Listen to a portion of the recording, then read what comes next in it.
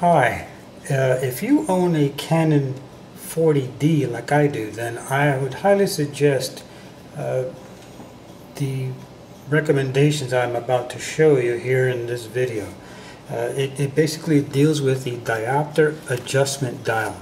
If you remove the rubber eyepiece from the back of your D40, you'll notice that the adjustment dial is fully exposed.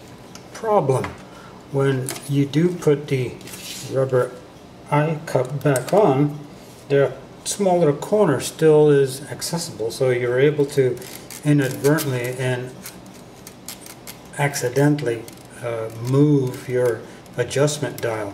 So you were never able to actually get a good look at that small little indicator mark on this dial because it just blends in with the other rings and it's so hard to see. But we're going to take care of that today. In the old days, the film cameras, namely the professional cameras like the 1D, that was never an issue because their diopter adjustment dial was right underneath the Eyecup, so you didn't have that problem.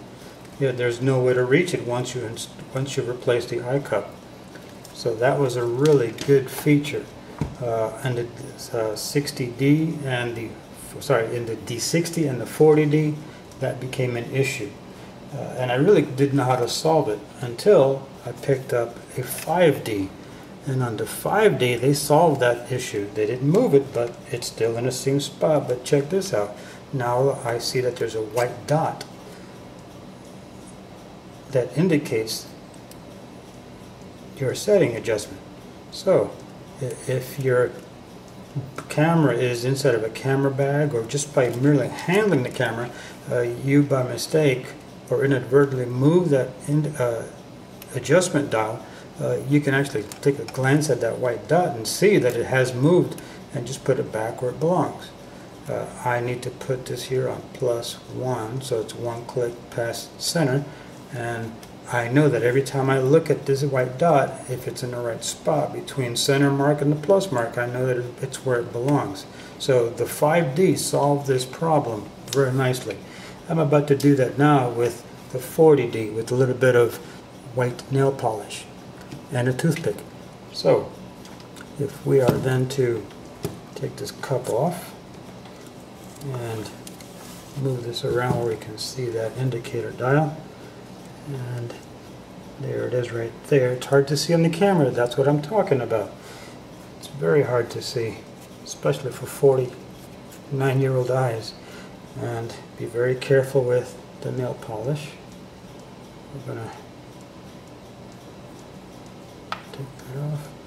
Now all I'm going to do is just going to load up my toothpick, and I'm going to do it away from the camera. I don't want to do this over my 40D, but we're going to get a generous amount of nail polish and move that away. Generous amount of nail polish on a toothpick. You can see that. And all we're going to do is just give it one little touch, and don't go crazy, just tap it.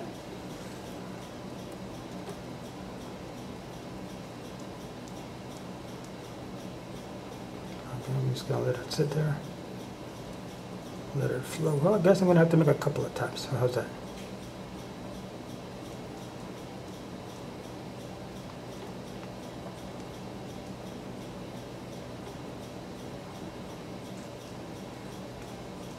What I do recommend that you do is that you test your particular brand of nail polish with an old piece of plastic. This happens to be a broken lens cap that I had laying around, so I used this to test my paint, and I do notice that this particular paint doesn't flow very well.